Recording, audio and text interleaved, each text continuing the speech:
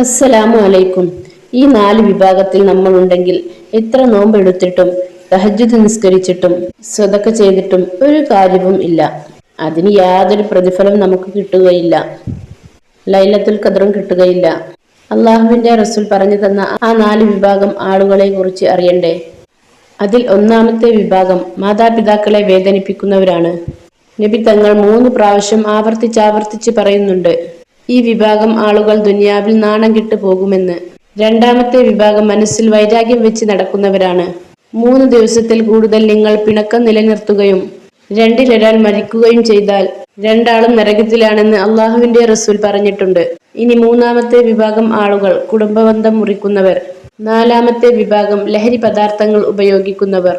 എങ്ങനെ നമ്മൾ തെറ്റ് ചെയ്തിട്ടുണ്ടെങ്കിൽ ഇതുവരെ എടുത്ത ഇബാദത്തിന്റെ പ്രതിഫലം അള്ളാഹു നമുക്ക് നൽകിയിട്ടുണ്ടാകുമോ? നമ്മുടെ തെറ്റുകളെല്ലാം തിരുത്തി അള്ളാഹുവിനോട് പൊറുക്കലിനെ തേടാം.